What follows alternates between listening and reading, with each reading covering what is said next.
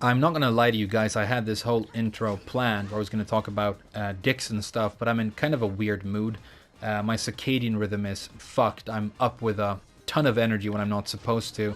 A lot of stuff happening in life, and then the zombie apocalypse more or less is happening all around us. It's kind of a weird situation in the world that I guess none of us have ever really dealt with before, but I've made it through worse. I bet you have as well. And we're still here, at least for now. Just know that I love and care about you. I hope you're doing okay. Let's hang out and talk about video games for a little bit. Now, I've been doing this sort of series lately where I kind of go into practice mode, hang out, fuck around, and try and learn about some of the less used characters in Tekken 7. And I've been enjoying it a lot, actually. Basically, every character I look at, I fall in love with a little bit. I start wanting to play them. And today's character is no exception. Anna is basically the answer to the question, what if Nina had a personality? What if Nina wasn't so desperately bland? I mean, that's a personal opinion of mine, but I find Nina extremely boring. Even the way she talks, it's like, isn't it past your bedtime? And it's like, no, but you're putting me to sleep anyway. But Anna is like the fun, spicy younger sister who's down to party. She's down to smuggle a bazooka, you know? But there are also many fun and interesting aspects to her character design in terms of gameplay for us to appreciate, and I've been learning about them today, so let's talk about it. Now, the first thing that comes to mind for me with Anna that I think is kind of weird is the fact that the developers of the game obviously want you to use low launchers as part of her core mix-ups, and that's kind of weird and unique. Now, as you know, I'm not a big fan of low launchers. The reason for that is basically this. This is a simplification, but if I launch you with a punishable mid launcher, usually it's because I was punishing something, maybe on block or whiff, I set it up somehow, and there was like a strategic element to making that launcher connect. But when you go up and just do a low launcher, it's kind of like either you're going to get launched or I'm going to get launched. Let's see what happens, you know?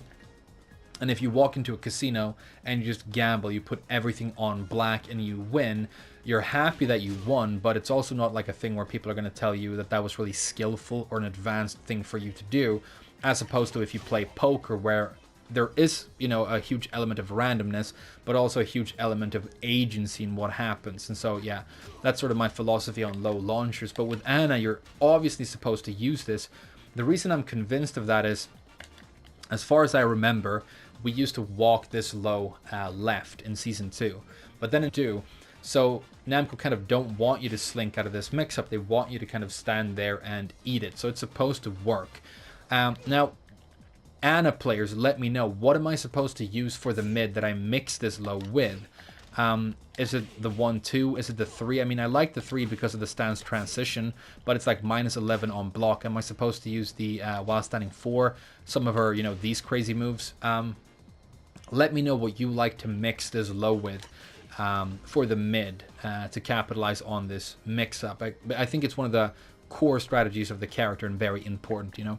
I mean, this is a powerful move. Just consider like Zafina's equivalent. She does full crouch down forward 3. All you get guaranteed. You don't get a combo. All you get is a guaranteed back 3 stomp, but it's still launch punishable and has similar like range and crush properties. So yeah, I think it's a standout powerful move that you're supposed to use with the character. I'm just not a huge fan of that kind of thing typically in Tekken. Let's talk about an aspect of this character that I actually do really love, however, which is this stance. This is Chaos Vagu. That's what I refer to it as. I think it's supposed to be called Chaos Judgment, which is weird because it's like a really edgy name. It's not chaotic and she's not judging you, as far as I know, maybe inside of her head. But it's just one of the great, cool stances of Tekken. I love this. It reminds me of Savage. It reminds me of Scarecrow. It's kind of similar to those. Has the auto low launch if you try and do lows on her when she's doing this. But the first thing I love about this stance is the transition. So you have access to it from some of your most reliable and fast block punishment. For example, your 10 frame, which is great, 2-3, 24 damage, really solid, plus minus 0 on hit. But if you do transition, you get plus 8. So you're obviously supposed to transition. Very similar to 1-3 from Zafina, the difference being here you hold back to go into stance, whereas with Zafina you hold back to not go into stance. But apart from that, it's very, very similar. And then for while standing, you have the while standing 3, 11 frames, pretty much the fastest thing you have down here. And that also has the transition with the same frame data, ±0 or +8. Now, I just think it's great how she has these 3 kicks where she cocks her leg and you hold back and she stops in the middle and holds it up and goes into the stance. There's a clear sort of kinetic feel and a connection between what the character is doing with her body and what you are doing with your hands. And that's just great design. It feels really natural and good. I think it's really well made. So I love the stance transitions. I think they're reliable and good. But then you're in the stance, and now it's considered by a lot of people to not be a very good character. Again, I'm not an expert on this character, but as far as I can tell, having looked at her, that has a lot to do with the fact that her mix-ups that she sort of has to use, they're really high risk. She's a high risk, high reward character. You hear that said about a lot of female characters like Lily and Katarina. I don't think it's necessarily true in the case of, those characters, because they can play really compact if they want to. Like high risk, high reward in that context just tends to mean they have big lows that you can launch on block. But with Ana, it's kind of different because whether it's the full crouch mix-up or the chaos mix-up, you kind of really have to put your balls to the wall and take risks, you know? And so with the low here from chaos, I think you're supposed to use down 3-3. Might look amazing at first glance because it's 26 damage plus 7, unreactable, so a great low for mix-ups, but it's so extremely launch punishable, especially because the second hit is high, that, you know, it's very risky if your opponent knows that you're going to do this. And then you mix this with a couple of mids. So Ana players, let me know, what do you like for the mids in this mix-up? The 1+2 seems to be the best option as far as I can tell. -4 on block, so completely safe. Very decent, good range. I love this for a mix-up mid. So the mid is safe and definitely there, but I think the low is very risky. And so yeah, the core 2 mix-up strategies of the character, full crouch and chaos, seem to have a lot of risk associated with them. And I think that's the main reason this character isn't considered great. So, I mean, you could fix that easily by just giving her something slightly less risky for the low here. Consider, for example, Zafina's Scarecrow down for 4. That, you know, has great range, crush properties, but it doesn't give you like a huge chunk of damage like this. It's not a high-powered low. It's just good, and then if you get a counter hit, there's some sexy guaranteed follow-ups, and it's a lot less risky than this thing, you know? And if Ana could get access to something that is less high risk but just gave you something on counter hit, maybe a little bit of advantage, I think they would make that trade any day, and it would make the character so much better because this stance has so much potential. The counter hit, which is the 3, is really fast, uninterruptible after most transitions, meaning that your opponent really has to stay honest and respect the stance, which is cool. So, you know, again, potential to the stance. But next I want to get to pretty much my favorite move with the character, one of my favorite things in all of Tekken. I love this because it's interesting, it's skill-based, it's fun to use, and it's extremely well balanced. And it's Chaos 1. This move is super cool and unique. So look at this. Plus 15 on hit, right? So typically when you see plus 10 or more on hit in this game, it's like a ballerina spin move like this that you can't capitalize with any guaranteed stuff. Because obviously you have like 10 and 11, 12 frame moves in Tekken that you could theoretically get guaranteed here. But with Chaos 1, you're plus 15 and you're close enough that you can actually do guaranteed follow-ups.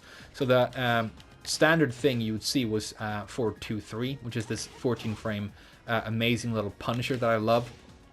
So imagine like being at the wall, setting this up, getting this guaranteed hit into a full wall combo and taking a round. Like, I can't imagine anything more satisfying in Tekken. That must feel so cool. This move is just really, really amazing that way. Another cool thing about this that we need to talk about is the fact that Ana has one of the few seriously like interesting rage arts in Tekken. 13 frames to impact, so first of all, it can be used as a block Punisher, which is great.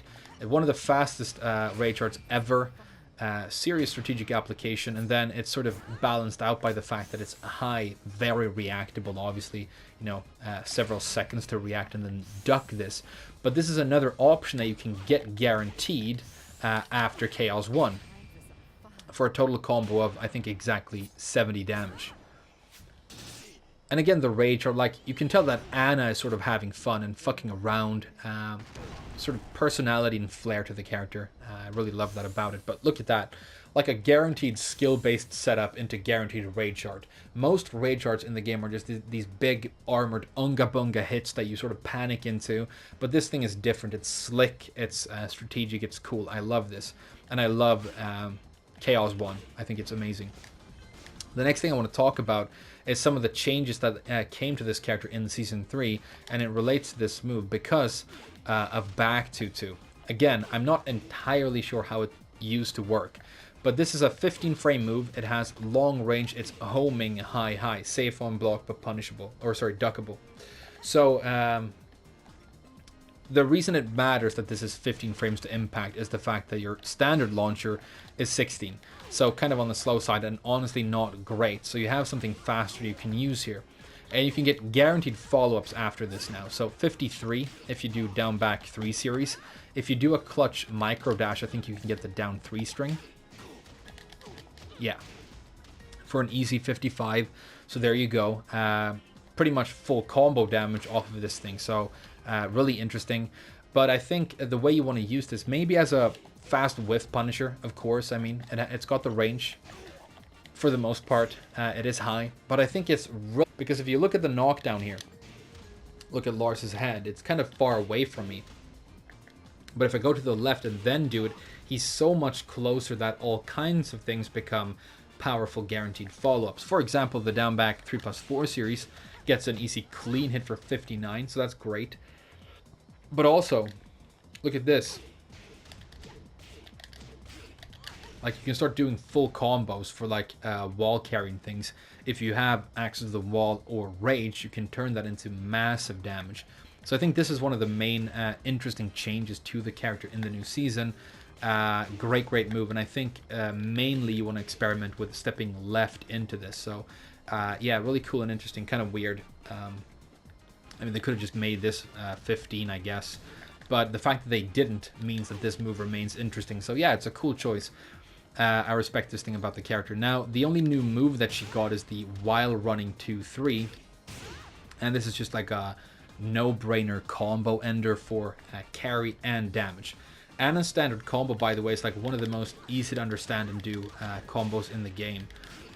Very easy to do, like anybody can do it within minutes of trying the character. It's just sort of really slick and oiled and kind of on rails, but it's not one of those boring ones like the new, I hate the new combo Elisa has off of back 4-4, where the whole thing is one giant string where you're just spamming buttons. This has like parts, you can break it up, you can spin early, you can convert, you have to move, you have to dash, but it's still not difficult to do, you know. I don't know if I think this running combo ender is what like Anna wanted for a new move though, because as far as I know, she already has a great combo ender for carry and damage, which is the down forward 3 string right here.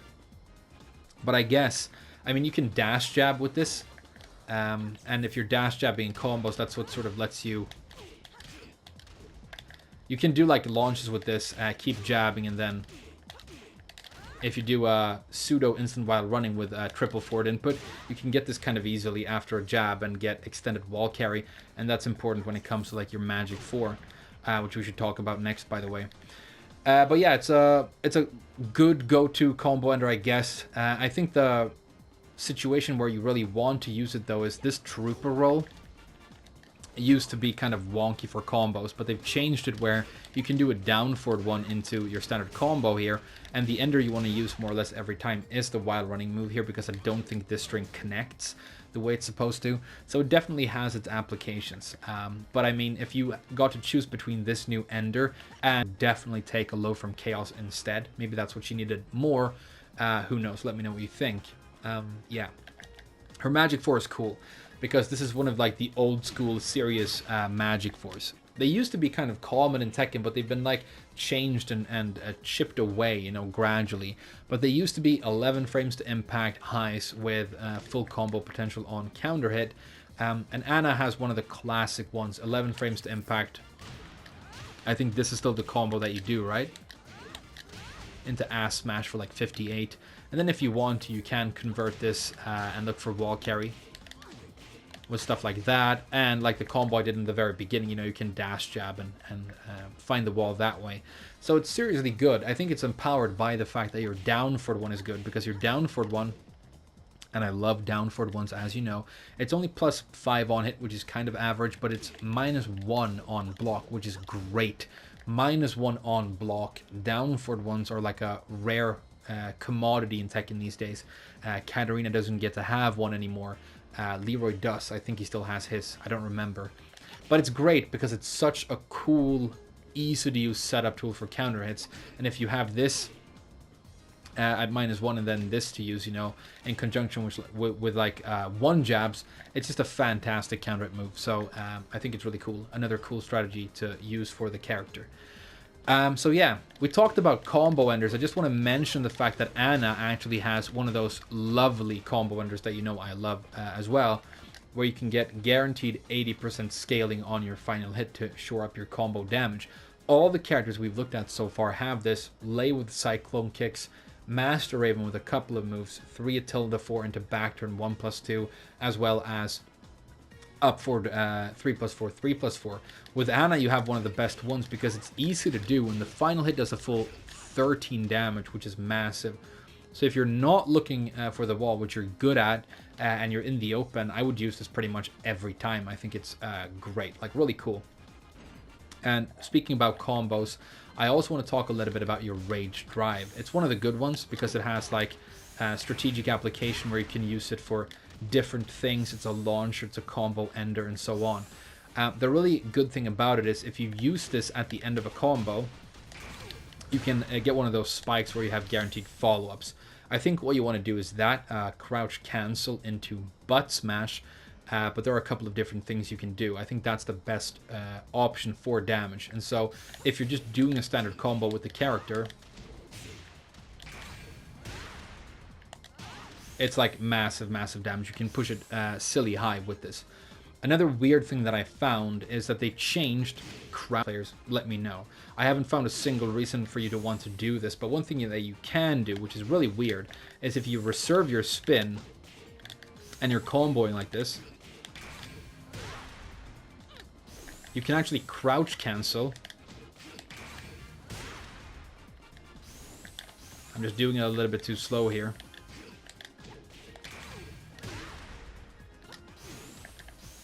One more time.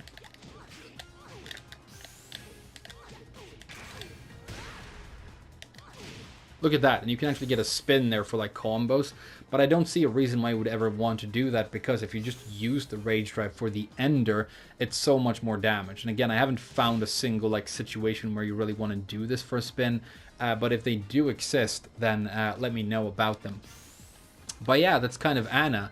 Haven't talked about everything, of course, but you know, I think our core strategies are the full crouch mix-up, the chaos mix-up, and the counter hits with the counter hit 4. Seems really good to me, the magic 4. Great down forward 1, some decent pokes, but I kind of wish that they would take this design further away from like really long spammy strings and like big balls to the wall low launchers, and focus more on these aspects of cool hit confirms and stance transitions and like frame data based strategical stuff, because she's thought of being like this kind of hyper aggressive, cancerous, snake edgy character, but there's the potential for like a really slick you know, sort of assassin like technical character in there. They could turn her into that easily by just changing a couple of things, and I think those are the reasons so many people seem to fall in love with this character. And she's criminally underused at the moment, so I think I might actually use her. Not, you know, difficult to pick up, but some real big boy pants, you know, with the Chaos 1 and stuff like that to grow into. Cool character. Thank you so much for watching the video, guys.